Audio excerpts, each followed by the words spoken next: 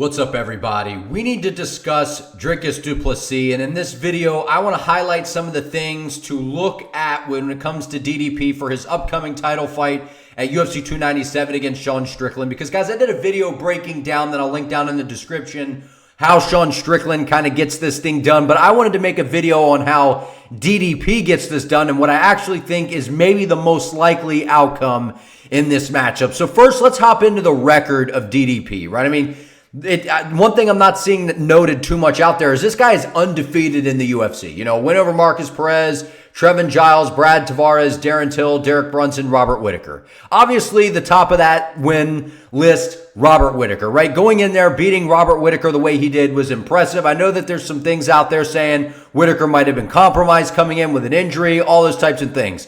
But at the end of the day, what we've seen from Dricus Du Plessis, he's gotten better in each fight. You know, he had the nose surgery, and I know everyone kind of blows that out of proportion, but I've already mentioned before in other videos, that is significant. We've heard Justin Gaethje talk about that, getting his nose fixed, not just mouth breathing, being able to breathe out of his nose, and how that impacts a fight and how that impacts your cardio and endurance training. I mean, imagine grappling, wrestling, doing high endurance things. Even, you know, if you have a stuffy nose and you can't breathe out of your nose and you're trying to work out, it's miserable.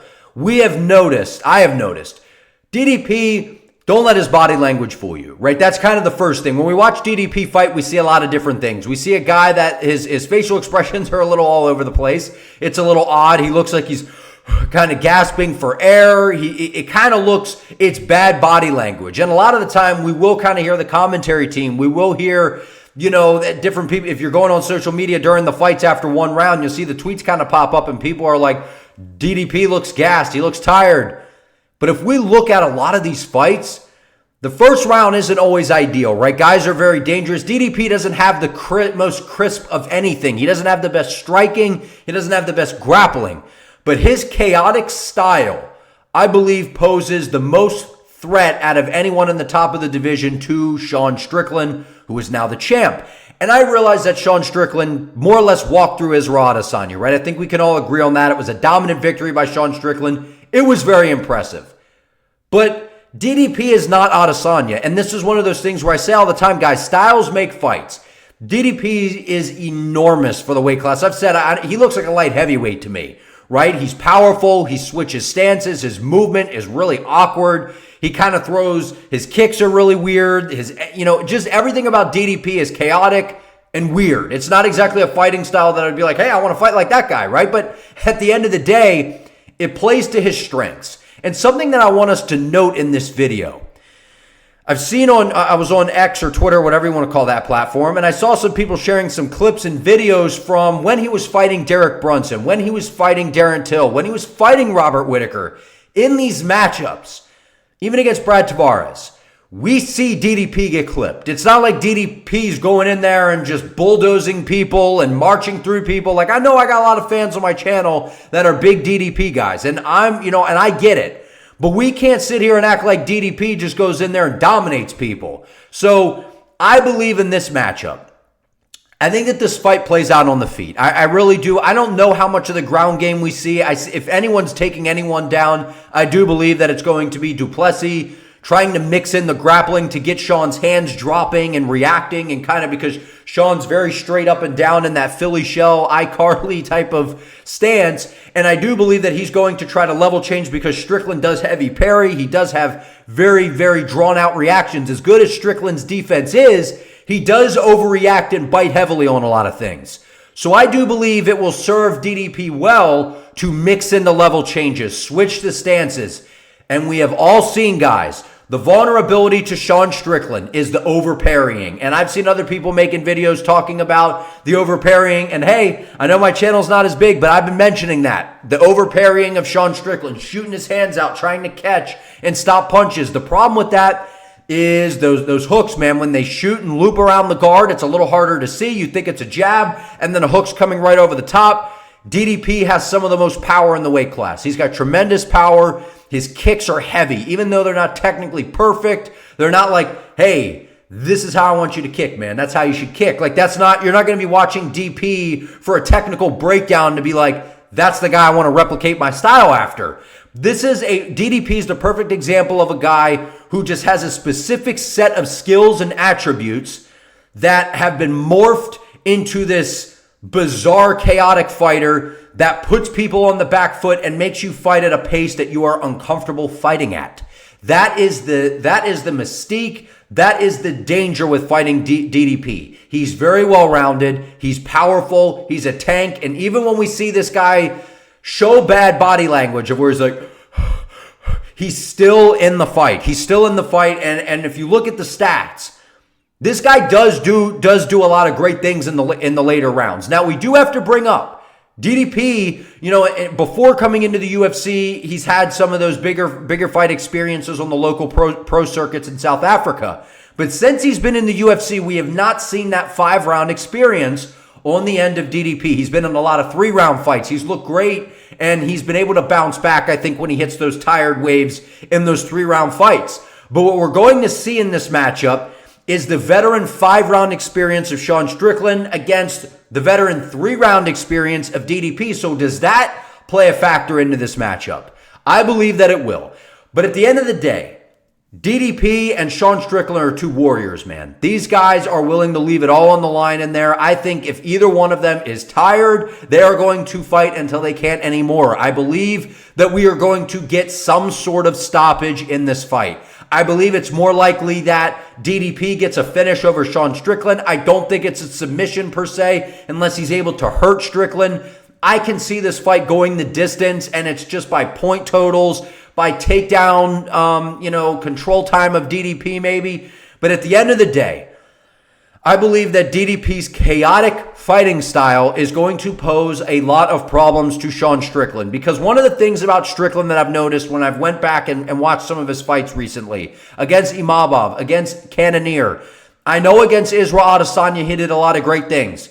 Strickland's defense is really good. He doesn't get enough credit for his defense, right? I know that after the Adesanya fight, now everyone wants to give him his credit. I've been giving Strickland the defensive credit, right? That Philly shell that he makes work so well. He stands up very tall, which everyone's always like, if you walk into a gym, coaches will be like, you stand up too tall. We want you a little more wide, sitting down on your shots a little more. Strickland says, the hell with that. I'm going to kind of just raise my legs and kind of march at you. And what that does, it crowds fighter spaces, and it makes it really hard to get those leg kicks off. Like you saw that against Adesanya. Adesanya's best weapon is the leg kicks, beating up your legs, making it hard, compromising your movement, making you a stationary target, setting up those question mark kicks, where he wasn't able to do that against Strickland because of how Strickland's constantly moving forward. His legs are lifting in the air, his hands, and there's a lot going on with Strickland. The problem with that style is I don't see that favoring or that being such a great recipe against a guy like DDP, who's very chaotic.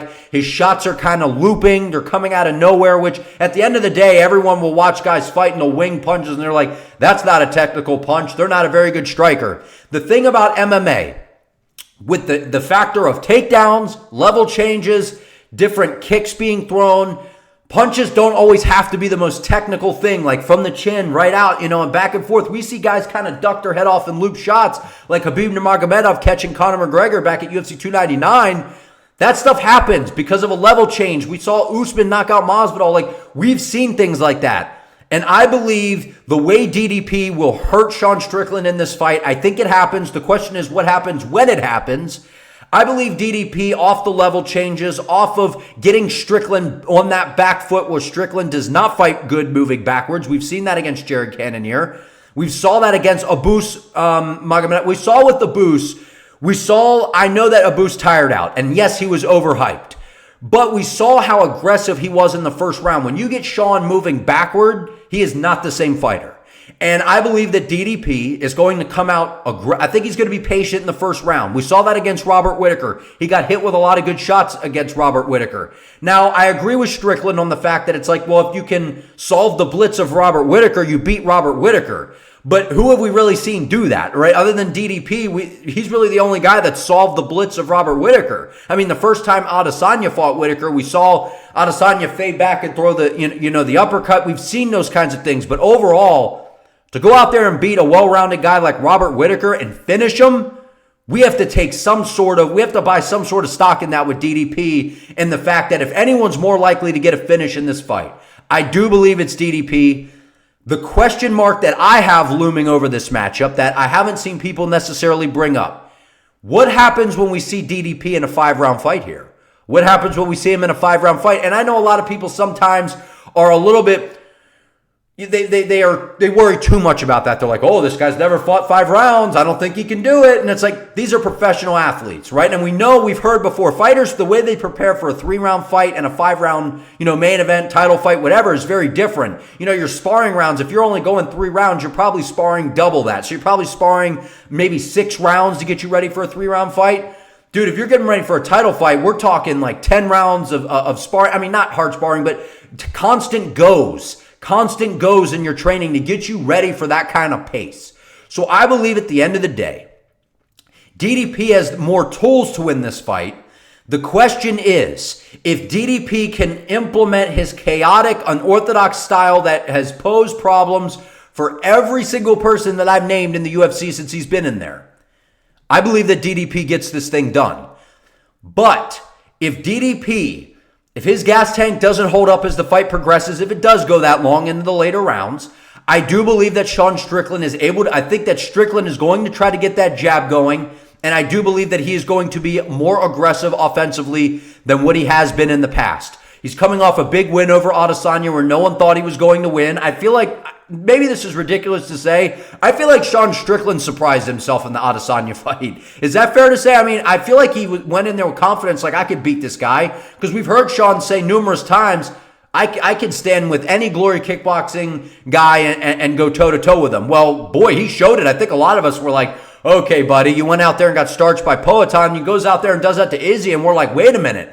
Now, we have seen the holes in Adesanya's game when it comes to the hands, right? When you take away the tools of Adesanya with the leg, with his kicks and things like that, he's not the same guy. Whereas with DDP, this is a guy that if you take away his kicks, his hands are still pretty good. If you take away his hands, he's still okay spamming those kicks. I've just seen in a lot of these matchups with DDP, he's gotten caught by guys, man. We saw it against Derek Brunson, and I know Derek Brunson isn't the most flashy guy, right? He doesn't have the greatest striking, but he has the wrestling in that back pocket where DDP's thinking about level changes. He's thinking about a guy trying to take him down. So it kind of has your mind in shambles a little bit to maybe where you get clipped with a shot that you normally don't get clipped with. So I believe at the end of the day, guys, DDP's chaotic fighting style, if he's able to implement that in a 5-round fight with the power that he possesses, with the confidence that he has off of beating Robert Whitaker, I believe he gets it done. Now, if DDP goes out there and he's not keeping Sean Strickland on the back foot, he's letting Sean Strickland push forward, he's not mixing up the tools, then I see how Sean Strickland's able to outpoint him. But if anyone's more likely to win the fight by finish, I believe that if you had to bet on it, it has to be DDP. He's got more power, he's got better submissions, he's got a more well-rounded skill set. But at the end of the day, we've seen how good Sean Strickland is defensively. I think he's got a little emotion to him coming into this fight. I know he has a little emotion coming into this fight. But I believe that the chaoticness of DDP is going to cause some issues for Sean Strickland. I'm curious to see how, but Eric Nixick, right, they were preparing for this with Chris Curtis. They are aware of DDP. They knew that this was a potential fight for their camp over at Extreme Couture. They have some sort of idea of how to approach this guy. I really believe that we have seen some vulnerabilities of DDP. If you could get him on the back foot, I know he has good power. I know that he has knocked people out moving backwards. He's hurt people moving backwards. But I believe if Sean Strickland's able to keep him on the end of that jab, touch him, frustrate DDP, avoid those big shots, that's why I've been saying, guys, I believe that this is a real 50-50 matchup. But like I'm saying, if DDP can implement that chaotic style, he's got a great chance to win this fight. But comment below. What do you guys think? Am I on the right track with this? I appreciate you all. Subscribe to the channel. See you in the next one.